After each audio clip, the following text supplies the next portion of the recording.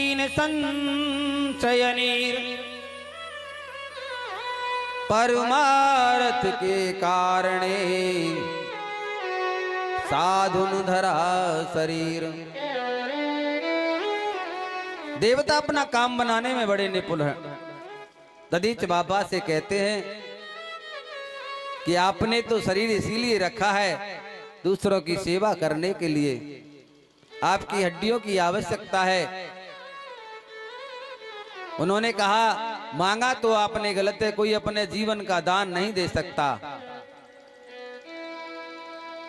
पर जब आप इतने द्रवीभूत हो तो आप मेरी अस्थियां ले जाओ। अस्थियों को ले जा करके ब्रज बनाया और वृत्तासुर का उस ब्रज से अंत कर दिया। वृत्तासुर मरणासन्न स्थिति में था तो उसने तीन सिद्धांत बताए,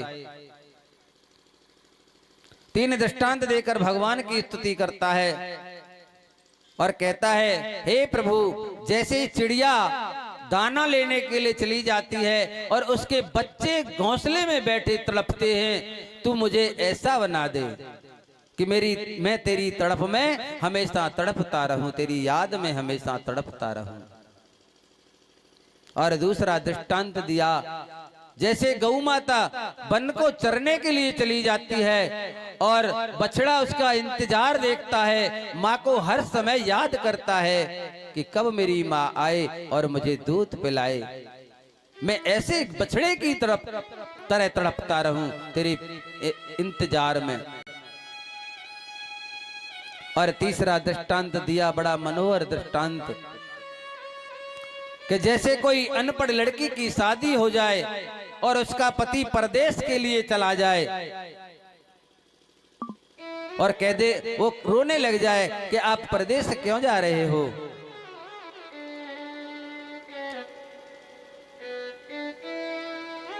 एक अनपढ़ लड़की की शादी और पढ़े लिखे युवक से हो जाती है और वो युवक विदेश में नौकरी करता है, बाहर नौकरी करने जाता है। नई नई शादी हुई है तो वो कह रही है, मेरा मन कैसे लगेगा, आप मुझे छोड़ के क्यों जा रहे हो। उन्होंने कहा, प्रिय, मुझे बाहर कमाना है, जब तेरे पास आऊंगा, और मैं 10 दिन के लिए ही तो जा रहा हूं, 10 दिन बाद फिर आ जाऊंगा। अनपढ़ती बेचारी बोली, 10 दिन कितने होते हैं, 10 दिन मैं तो जानती नहीं, गिनती आती नहीं थी। तो उसने दीवार पे 10 चिन्ह बना दिए और कहा, देख, एक दिन जब गुजर जाए तो एक चिन्ह मिटा देना। और दीवार पे चिन्ह लगा दिए और चला गया। जब एक दिन गुजरता एक चिन्ह मिटा देती, दूसरा दिन आता दूसरा चिन्ह मिटा देती, और ऐसे धीरे धीरे करके जब 9 चिन्ह मिट गए, एक चिन्ह रह गया, तो उसको बहुत उतावली हो गई कि आज तो मेरे पतिदेव आएंगे ही, इतना ही उतावला हो जाऊं। और जब 10वां चिन्ह उसने जगी और मिटाया तो फिर तो पूरी तरह ही उतावली हो गई और बार बार दरवाजे की तरफ जा रही है कि आज मेरे पति देव अवश्य आएंगे, इंतजार कर रही है। ऐसा ही इंतजार मैं करूं, ये वृत्तासुर ने भगवान के दृष्टांत दिए। ऐसे ही हम भी परमात्मा से दुआ करते कि हे परमात्मा, हमें सुख दे या दुख दे, पर तू अपनी याद मत भुलाना, हम तुझे याद करते रहें।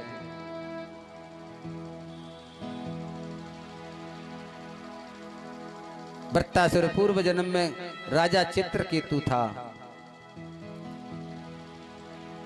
ये वृत्तासुर नाम का जो दैत्य था, ये पूर्व जन्म में राजा चित्रकेतु था। एक दिन विमान में बैठ करके और कैलाश पर्वत के ऊपर होके उड़ के जा रहा था, तो भोले बाबा के साथ में मां पार्वती को देखा। सती मैया बैठी थी तो अपशब्द बोल दिया। मां भवानी ने उसे श्राप दे दिया कि तू जा, असुर हो जा, और वो उसी श्राप से असुर हो गया। उधर दिति के मरुदगण नाम के 49 पुत्र हुए, जो असुरों के भ्राता होकर देवताओं में गिने जाने लगे। रामचरितमानस में उन्हीं 49 मरुदगणों का नाम आता है। हरि प्रेरत ते अवसर चले मरुत 49। ये वही 49 मरुदगण हैं।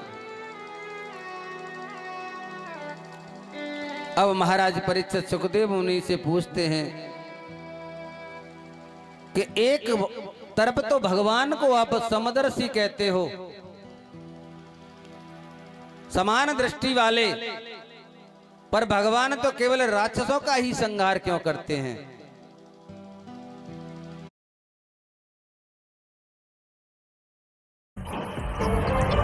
Show begins! Glucon-D, थकान गॉन, एनर्जी ऑन। समदर्शी कहां रहे? दैत्यों को मारते रहते हैं। तब सुखदेव जी ने प्रहलाद और राजा बलि का नाम लिया और कहने लगे कि जिस समय भगवान ने 12 रूप धारण कर, 12 का रूप धारण कर हिरणाक्ष को मारा था, हिरणाक्ष ने भी इंद्रासन को जीत लिया और पृथ्वी को लेकर के समुद्र में घुस गया। सारे देवता त्राहे त्राहे करने लगे तो ब्रह्मा जी की नासिका से छींक आई और उस छींक से 12 भगवान का प्राकट्य हुआ।